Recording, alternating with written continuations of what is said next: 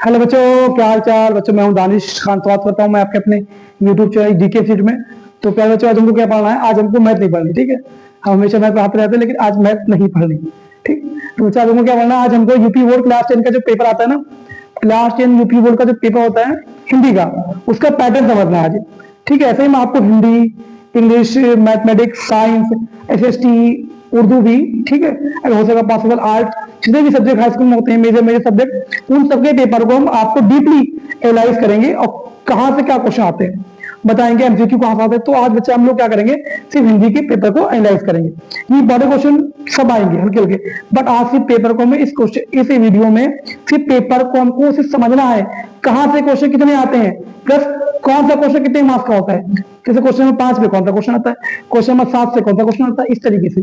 इसके आगे हम लोग फिर एमसीक्यू से शुरू करने वाले हैं, जल्दी पीवाईक्यू भी शुरू करेंगे और एमसीक्यू भी शुरू करेंगे। तो शुरू करते हैं। तो बच्चों सबसे पहले देखिए, पहले क्या आता है, ये आपका यूपी बोर्ड का पेपर हिंदी का, किसका बच्चों, हिंदी का।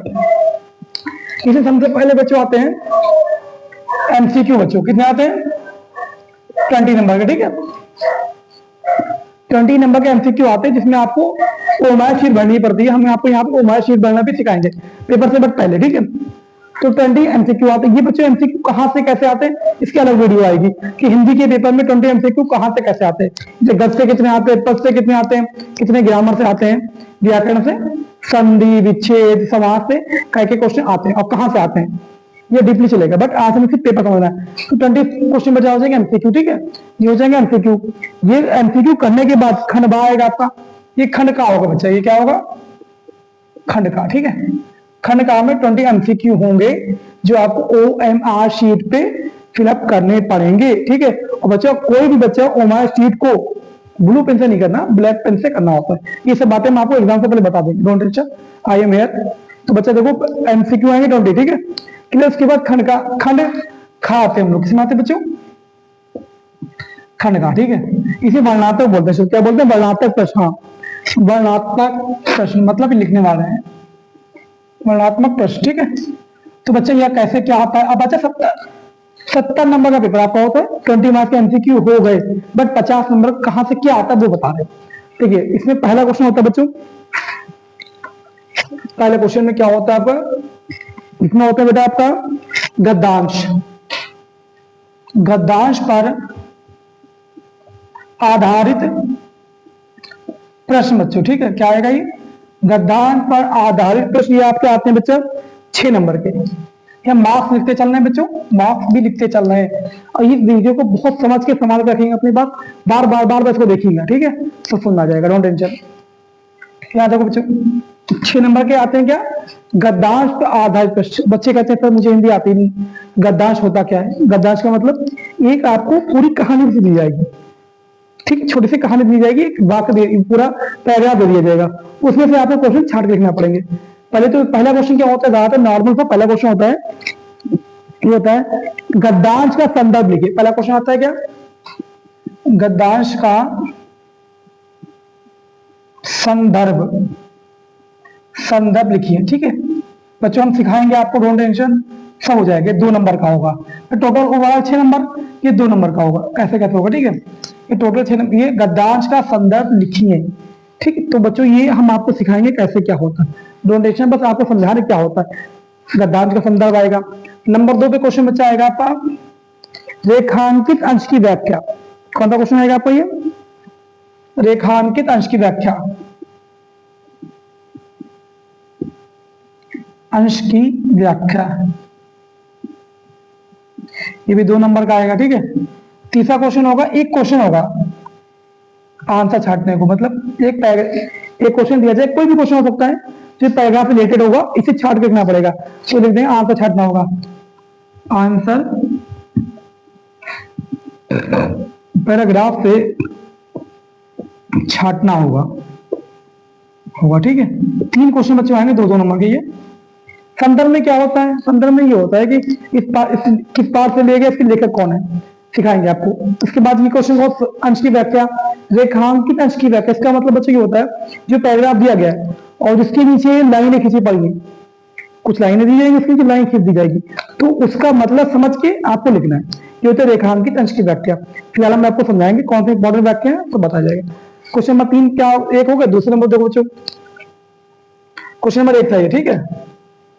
क्वेश्चन नंबर 2, पदांश पर आधारित प्रश्न, पदांश पर आधारित प्रश्न, ठीक है। पदांश पर आधारित प्रश्न, इसमें भी यही होगा, सेम ऐसा ही। पदांश का मतलब कविता होगी आपकी, क्या होगा बच्चों, कविता होगी। यही क्वेश्चन पूछे जाएंगे आपसे। पहले क्या होगा, क्या उसमें गद्यांश हो गया ना, पदांश, पदांश बेटा यही होगा, संदर्भ लिखना होगा पहले वाले का, पहले में संदर्भ, ठीक है। क्या लिखेंगे पहले क्वेश्चन, संदर्भ 2 नंबर का होगा। फिर रेखांकित अंश की व्याख्या, ये कुछ भी और भी हो सकता है यहाँ पे, ठीक है। यहाँ से नहीं है, रेखांकित अंश की व्याख्या से नहीं है, ठीक है। सेकंड क्या है, रेखांकित अंश की व्याख्या, क्या बच्चों, ये रेखांकित अंश की व्याख्या सिखाया जाएगा, डोंट टेंशन। और नंबर 3 बच्चों क्या होगा, ऐसे ही एक आंसर छाटना होगा आपको, एक आंसर आपको ऐसे छाटना होगा, सेम ऐसे ही, ठीक है। ऐसे आंसर पैराग्राफ से छाटना होगा, आंसर पैराग्राफ से छाटना होगा। आपके क्वेश्चन नंबर 1 और 2 सॉल्व हो गए। हम आपको बताएं कौन सा इंपॉर्टेंट, बस आज हम इसका तरीका बच्चे बता रहे हैं, ठीक है, कि बड़ा क्वेश्चन हो जाएगा ये। अब क्वेश्चन नंबर 3 पे क्या आएगा हमारा, क्वेश्चन नंबर 3 पे बच्चों आएगा क्या, क्वेश्चन नंबर 3, क्वेश्चन नंबर 3 पे आएगा हमारे पास संस्कृत का हिंदी अनुवाद, संस्कृत का हिंदी अनुवाद का हिंदी अनुवाद, ये बच्चों का नंबर का होगा, ये होगा आपका कई नंबर का होगा, चेक करते हैं। ये आपका होगा बच्चा 5 नंबर का, ठीक है, 5 नंबर का होगा। 2 आपको पैराग्राफ दिए जाएंगे, 2 पैराग्राफ संस्कृत में होंगे और लिखा होगा निम्नलिखित दोनों में से कोई एक का संदर्भ सहित हिंदी अनुवाद कीजिए, ठीक। किस पाठ से लेगा इसकी हिंदी अनुवाद करना है, तो जब हम इसको कराएंगे ना इंपॉर्टेंट, तो उसमें बता देंगे कौन सा आता है। क्वेश्चन नंबर 4 पे क्या आता है बच्चों, देखो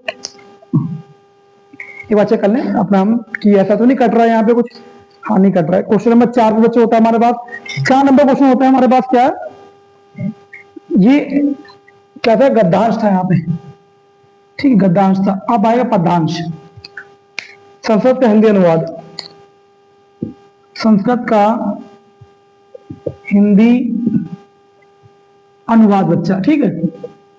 ये गद्यांश था, ये क्या होगा पदांश, सेम ऐसे ही, पहले कहानी फिर कविता, तो कहानी थी ये कविता थी, पदांश, ठीक है, मतलब श्लोक होगा, श्लोक की हिंदी करनी पड़ेगी, 2 दिए जाएंगे करना पड़ेगा आपको।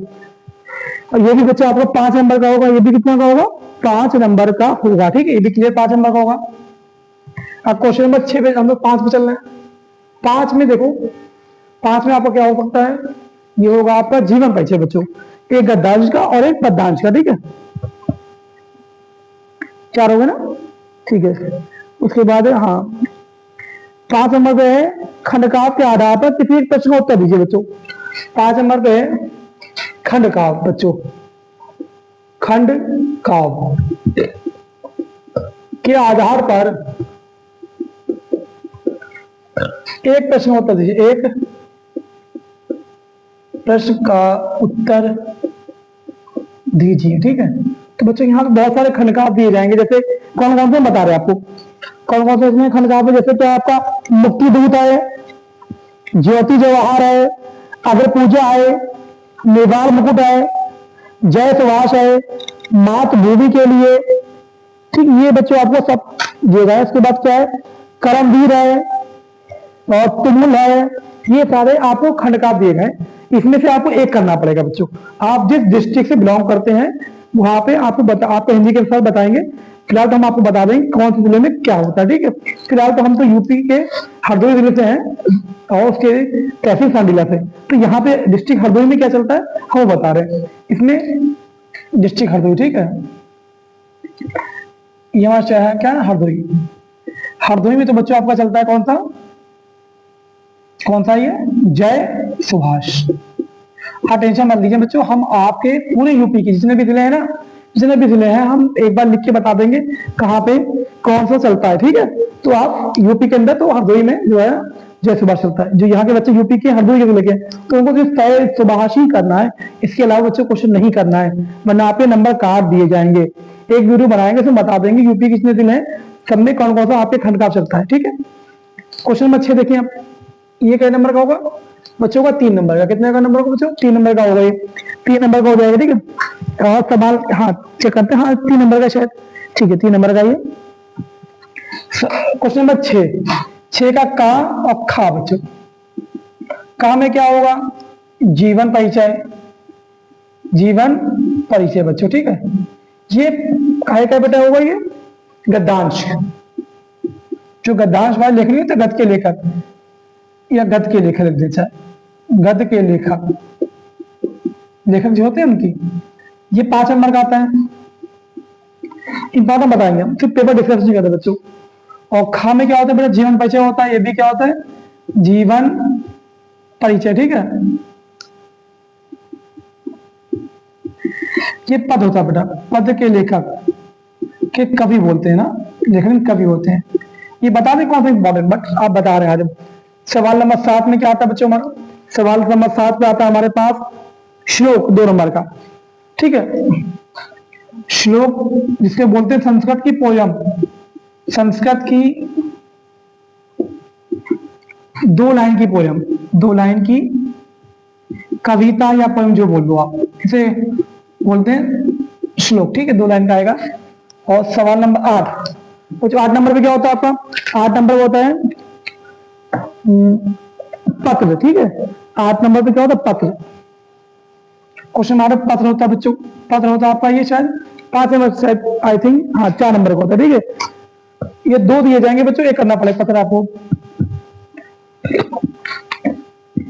बच्चों अब बच्चों टेंशन मत लो, ये हम इंपॉर्टेंट बताएंगे कहां से कैसे पढ़ना है। ठीक है, 4 नंबर का आएगा, 2 दिए जाएंगे, करना पड़ेगा।